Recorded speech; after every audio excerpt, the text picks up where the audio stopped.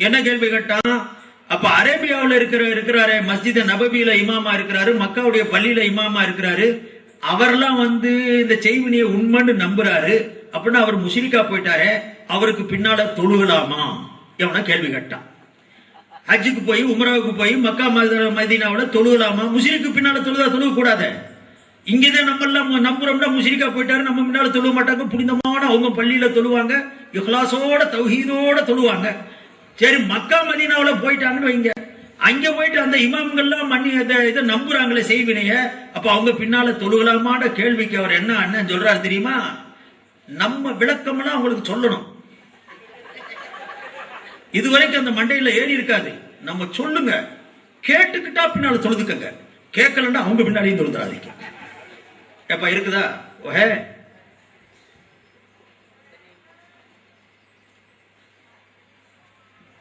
சவுதியில உள்ள அந்த அரபு மொழியில் இந்த வாதங்கள் எல்லாம் அவர்களுக்கு போய் இதெல்லாம் எடுத்து வைக்கப்பட்டு, ஆமா சிறுக்குதானே என்று அவங்களுக்கு புரிந்து, ஆமா சிறுக்குதானே என்று அவங்களுக்கு புரிந்து, ஆமா சிறுக்குதானே என்று அவங்களுக்கு புரிந்து, அதுக்கு பிறகு மனமுரண்டா மறுத்தார்கள் என்று தெரிய வந்தால்தான் அவங்கள இந்த கணக்குல சேர்ப்போம். இல்லன்னா அந்த யூதர் சுட்டிக்காட்டுறது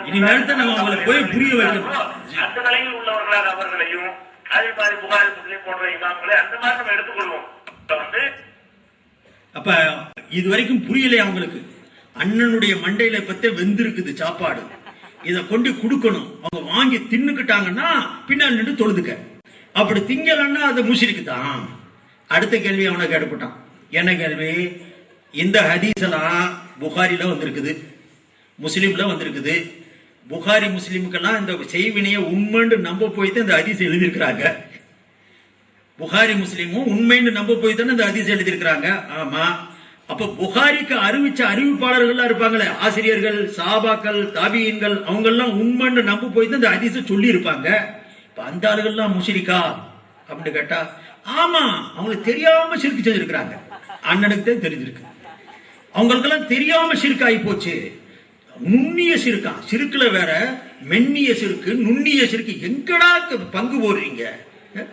நுண்ணிய சிறுக்கு தெரியாம செஞ்சிருப்பாங்க. இது இந்த மாதிரி சிறுக்கு ரசூலுல்லாவே செஞ்சிருக்காங்க. கேளுங்க, நான் இன்ஷா அல்லாஹ் அதை சொல்றேன், கொஞ்ச நேரம் போடுங்க.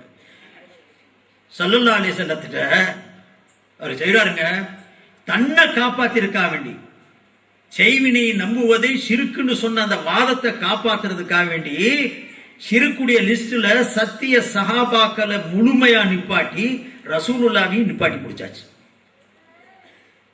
என்னங்க தௌஹீது இது? எந்த மாதிரி தௌஹீது? ஆனா முழு சஹாபாவும் முஷ்ரிக்கா போயிட்டாங்களா? தெரியல அவங்களுக்கு சிறுக்கு செஞ்சது. அண்ணன் ஒருத்தருக்கு தெரிஞ்சது, எல்லா சஹாபாக்களுக்கும் தெரியல. அதை விட வேடிக்கை ரசூலுல்லாவுக்கே தெரியலையா? இனிமேல் போய் எழுப்பி ஒவ்வொரு சஹாபியா அண்ணனுடைய தீர்ப்பு சொல்லணும்.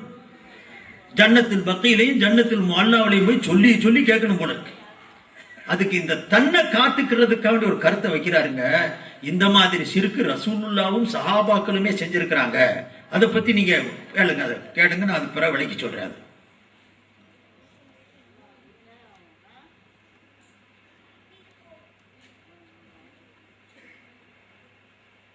அந்த காலகட்டத்தில் எத்தனை சகாபாக்கள் மூத்தாவும் போயிருப்பார்கள்.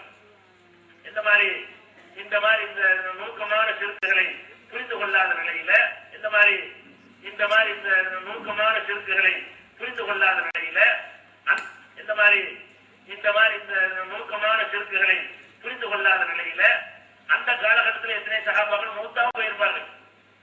இந்த மாதிரி நுணுக்கமான சிறுக்குகளை புரிந்து கொள்ளாத நகர்வாசியா அவங்களுக்கு இந்த நுணுக்கம் சுட்டி காட்டப்படவில்லை, கவனிக்கல கண்டு உருளகும் போது, அவங்களுக்கு இந்த நுணுக்கம் சுட்டி காட்டப்படவில்லை, கவனிக்கல கண்டு உருளகும் போது இதுல ஒண்ணு சிறுக்கு இல்லைன்னு அப்படி போய் கொண்டிருந்தார்கள். அவங்களுக்கு இந்த நுணுக்கம் சுட்டி காட்டப்படவில்லை, கவனிக்கல கண்டு உருளகும் போது இதுல ஒண்ணு சிறுக்கு இல்லைன்னு அப்படி போய் கொண்டிருந்தார்கள். அவங்களுக்கு இந்த நுணுக்கம் சுட்டி காட்டப்படவில்லை, கவனிக்கல கண்டு உருளகும் போது அவங்களுக்கே தெரியாம இந்த நுணுக்கமான சிறுக்கு என்னன்னு அவங்க வாட்டி சிறுக்கு செஞ்சுட்டே போய்கிட்டு இருந்தாங்களா. என்னப்பான்னு சொன்னா, அந்த செய்தி ஒரு முழுசா எடுத்து முடிக்கல, நேரம் அதிகமாயிக்கிற காரணத்தினால கொஞ்சம் அவசர கதியில செய்யறதுனால சொல்றேன். இது எதை சொல்ல வர்றாரு? ரசூலுல்லாஹ் ஸல்லல்லாஹு அலைஹி வஸல்லம் முன்னால ஒரு யஹூதி வந்தான். அந்த யஹூதி வந்து சொன்னான், இன்னக்கும் துஷ்ரிகூன பில்லாஹி வ துனத்திதூன், நீங்க எங்களை ஷிர்க் செய்யறதா சொல்றீங்களே, நீங்களும் தான் ஷிர்க் செய்றீங்கன்னு சொன்னாங்க. நீங்களும் தான் ஷிர்க் செய்றீங்க. அப்ப ரசூலுல்லாஹ் கேட்டாங்க, நாங்க ஷிர்க் செய்யறோமா? ஆமா. எங்கப்பா செய்யறோம்? இதான் செய்றீங்க பாருங்க, நான் சொல்றேன். நீங்க காபா, உங்களுடைய சஹாபாக்கள், உங்களுடைய தோழர்கள் காபாவின் மீது சத்தியம் செய்யறாங்க. காபாவின் மீது சத்தியமாக, காபத்துல்லா மீது சத்தியமானு சொல்றாங்க. சத்தியம் வந்து எங்க செய்யணும்னு சொன்னா அல்லாஹ் மீது தான் செய்யணும். நீங்க காபத்துல்லா மேல சத்தியம் செய்றீங்களே, அப்ப அல்லாஹ்வுக்கு ஈக்குவலா அந்த கட்டடத்தை ஆக்கிட்டீங்க, நீங்க ஷிர்க் செய்றீங்க. ஒண்ணு. ரெண்டாவது, இந்த சஹாபாக்கள்லாம் உங்களை பார்த்து சொல்றாங்க, மாஷா அல்லாஹு வாஷிகத்த, அல்லாஹ் நாடினது நடக்கும், நீங்க நாடினது நடக்கும்னு சொல்றாங்க. அல்லாஹ் நாடுறதும் நீங்க நாடுறதையும் சமமா வச்சு சஹாபாக்க பேசுறாங்க. உங்க நாட்டமும் அல்லாஹ்வுடைய நாட்டத்தையும் சமமா வச்சா இது ஷிர்க் தானே? இந்த 13 வருஷ காலம் நீங்க மக்காவுல இருந்த காலத்தில எல்லாம் இத்தனை காலமா சஹாபாக்க சொல்லிக்கிட்டு இருந்தாங்க, நீங்களும் கேட்டுக்கிட்டு இருந்தீங்க, இதெல்லாம் ஷிர்க் தானே செஞ்சீங்கன்னு யஹூதி கேட்டானா. நல்லா கேளுங்க கொஞ்சம். யஹூதி கேட்ட உடனே ரசூலுல்லாஹ் ஸல்லல்லாஹு அலைஹி வஸல்லம், ஆஹா, அதுல பாருவாங்க, ஆமா நம்ம பார்க்கலையே, கண்டுக்கலையே, இது வரைக்கும் ஷிர்க்னு தெரியாம போச்சே. அப்பா இனிமேல் காபான்னு சொல்லாத, காபாவுடைய ரட்சகன் மீது சத்தியம் சொல்லு. இனிமேல் நீங்க நாடினதும் அல்லாஹ் நாடுனதும் சொல்லாத, அல்லாஹ் நாடுனதும் நடக்கும், அதற்கு பின்னால் நீங்கள் நாடினதும் நடக்கும். மாஷா அல்லாஹு சிம்ம ஷியத, இப்படி சொல்லுங்கன்னு ரசூலுல்லாஹ் திருத்தி கொடுத்தாங்க. இப்ப இதுல இருந்து என்ன தெரியுது? யஹூதியுடைய பேச்சை வாங்கி திருந்திக்கிட்டாங்க. அப்ப திருந்துறதுக்கு முன்னால வரைக்கும் மதீனாவுல வந்துதான் யஹூதி சொன்னான். 13 வருஷ காலமா மக்காவுல இந்த நடவடிக்கை தான் இருந்துச்சு. அவங்க காபாவின் மீது சத்தியம்னு சொல்லி ஷிர்க் செஞ்சுக்கிட்டு இருந்தாங்க. அதே மாதிரி நீங்க நாடுறதும் அல்லாஹ் நாடுறதும் சமப்படுத்தி ஷிர்க் செஞ்சுக்கிட்டு இருந்தாங்க. இந்த 13 வருஷ காலமா ரசூலுல்லாவுக்கு தெரியல. இங்க வந்ததுக்கு பிறகுதான் கைய வச்சு, ஆஹா இப்படி இல்ல ஆகி போச்சுன்னு வருத்தப்பட்டு அவங்க மாறினாங்க. ரஹத்தோட அது அந்த ஒரு வார்த்தையை கேட்டுக்கங்க. அவங்களுடைய காலத்துல ஒரு யூதர் வர்றார். யூதர் வந்து என்ன செய்யறாரு, ரசூலுல்லாஹ் கேட்கிறாரு, இன்னக்கும் துஷ்ரிகூன வ துனத்திதூன, நீங்களும் அல்லாஹ்வுக்கு இணை கற்பிக்கிறீர்கள், அல்லாஹ்வுக்கு ஈக்குவலாக ஆக்கத்தான் செய்கிறீர்கள் அப்படின்னு ஒரு பயங்கரமான ஒரு குற்றச்சாட்டுக்கு வைக்கிறார். யார்கிட்ட? நபிகள் நாயகம் ஸல்லல்லாஹு அலைஹி வஸல்லம் பார்த்து சொல்றாரு, எங்களை வந்து ஷிர்க் வைக்கிறதாக சொல்ற நீங்களும் ஷிர்க் வைக்கிறதா செய்றீங்க அப்படின்னு கேட்கிறாரு. அப்ப ரசூல் ஸல்லல்லாஹு அலைஹி வஸல்லம் கேட்கிறாங்க, அது என்னப்பா, அது எங்க நாங்க ஷிர்க் வைக்கிறோம் கேட்கிறாங்க. அப்ப அவர் என்ன சொல்றாருன்னு கேட்டா, நீங்க முஸ்லிம்களாகிய நீங்கள் என்ன செய்றீங்கன்னா காபாவின் மீது சத்தியமாக செய்றீங்க. காபாவை அல்லாஹ் ஒன்னா, அல்லாஹ் மேல சத்தியம் செய்யணும். காபாவை அவர் கட்டடத்தை போய் அல்லாஹ் இடத்துல வைக்கிறீங்களே, இது ஷிர்க் இல்லையா? அதே மாதிரி ஒரு விஷயத்தை சொல்லும் பொழுது நபிகள் நாயகத்தை நோக்கி முஸ்லிம்கள் பேசும் பொழுது என்ன செய்வாங்கன்னு கேட்டா, மாஷா அல்லாஹ் ஒரு சிறுத்தை, நபியே அல்லாஹ் நினைத்ததும் நீங்க நினைத்தபடியும் நடந்து விட்டதுன்னு சொல்லுவாங்க. அவர் கேட்கிறாரு, அப்ப அல்லாஹ் நினைத்தபடியும் நீங்க நினைத்தபடியும் நடந்ததுன்னு சொன்னா, அப்ப உங்களை வந்து அல்லாஹ் வியூக்கலாயிட்டாங்களே, உங்க உம்மத்தினர்கள், உங்க சமுதாய மக்கள் வந்து மாஷா அல்லாஹ் உபசிரத்தை என்று சொல்வதன் மூலமாக இணை கற்பிக்கிறார்கள், காபாவின் மீது சத்தியமாக என்று சொல்லி இணை கற்பிக்கிறார்கள் ஒரு சுத்தி காட்டுறார்.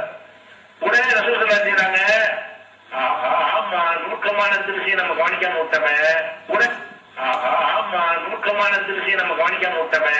உடனே ரசூல் ஸல்லல்லாஹு அலைஹி வஸல்லம், ஆமா நுணுக்கமான திருச்சியை நம்ம கவனிக்காம விட்டோமே. உடனே அவ்வளவு சகாபாக்கள் ஷிர்க்னு விளங்கல. ரசூல் ஸல்லல்லாஹு அலைஹி வஸல்லம் கவனிக்காம இருந்துட்டாங்க. அவ்வளவு சகாபாக்கள் ஷிர்க்னு விளங்கல. ரசூல் ஸல்லல்லாஹு அலைஹி வஸல்லம் கவனிக்காம இருந்துட்டாங்க. விளங்கிச்சா? ஆஹா இதுவரைக்கும் பார்க்காம விட்டுட்டேமே. கொடுமை என்னன்னா, 13 வருஷமா ஷிர்க் செஞ்சுக்கிட்டு இருக்கிறாங்களே, அதை திருத்துறதுக்கு அல்லாஹ்வுக்கு தெரியலையா? எங்க ஷிர்க் செஞ்சதை யார் திருத்தணும்? நபி ஷிர்க் செய்வாங்களாங்க? நபி நுபுவத்துக்கு முன்னாடியும் ஷிர்க் செய்ய முடியாது, நுபுவத்துக்கு பின்னாடியும் ஷிர்க், ஒரு செகண்டுக்கு கூட ஷிர்க் செய்ய முடியாது. அந்த தரத்தில் உள்ளவங்க நபி ஷிர்க்கை விட்டு காப்பாத்தி மக்களை தௌஹீதின் பக்கம் அழைக்க வந்தா இந்த தௌஹீது அங்கிட்டு போகுது. நபியவே கொண்டு முஷ்ரிக் ஆக்கி காட்டி அதுல ஆஹா ஓஹோன்னு ஒரு போட்டாங்களாம். போட்டு சொல்லி பார்க்காம விட்டுட்டோமே. அடா ரசூலுல்லாஹ் பார்க்கல, அல்லாஹ்வுக்கு தெரியாது. யஹூதி வந்து திருத்துற வரைக்கும் அல்லாஹ் விட்டு வச்சிருந்தானா? என்னையா கொடுமையா இருக்குது. அப்ப நடந்தது என்னன்னு சொன்னா, அந்த விளக்கத்தை கொடுக்கணும். 10 நிமிஷம் இன்ஷா அல்லாஹ் அதுக்குள்ள முடிச்சுக்கிறேன். நான் நடந்தது என்னன்னா, யகூதி வந்தான். அவன் வந்து இதை ஷிருக்குன்னு நினைச்சு சொல்றான். காபாவின் மீது சத்தியமானு சொல்றதும் ஷிருக்கு, நீங்க நினைக்கிறதும் அல்லாஹ் நினைக்கிறது நாடுதுங்கிற ரெண்டையும் சேர்த்து சொல்றது ஷிருக்குன்னு நினைச்சு சொன்னான்.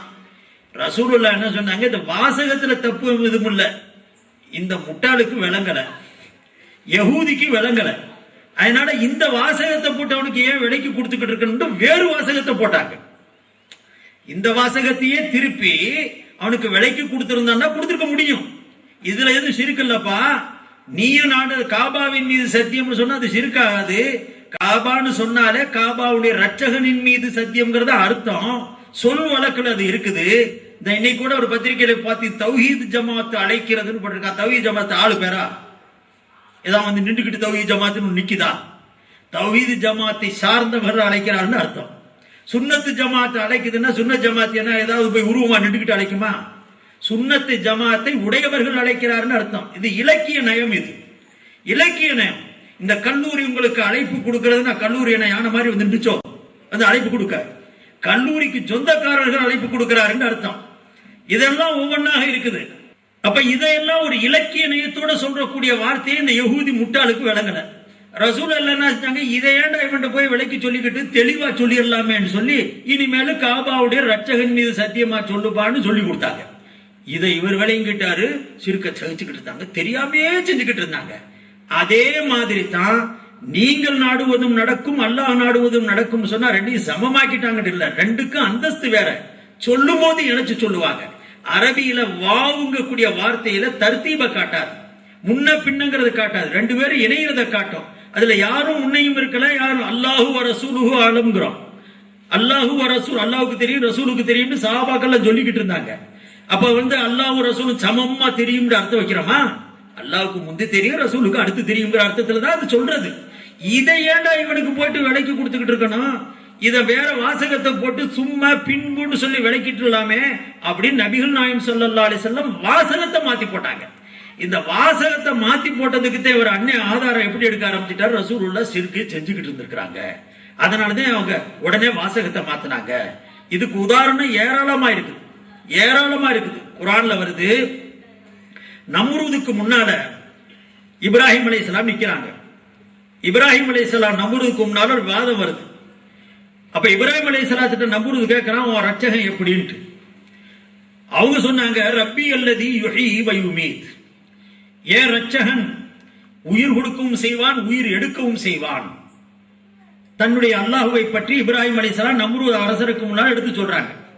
அந்த கிறுக்கு போய் என்ன செஞ்சான், இப்ராஹிம் அலைஹிஸ்ஸலாத்துக்கு எதிராக கேள்வி கேட்கன்ட்டு, ஆட இந்த வேலையை நான் கூட தானே செய்வேன், ஒரு ரட்சகன் தான் என்ன செய்யணும், உயிரை கொடுக்கறது உயிரை எடுக்கிற வேலை நான் கூட செய்வேனே அப்படின்ட்டு ஒரு கைதியை கூப்பிட்டான், பாவப்பட்டவன. அவனை சும்மா இருந்தவன தலையை விட்டான், சொல்லிட்டு சொன்னான் நான் உயிரை எடுத்துட்டேன்னா.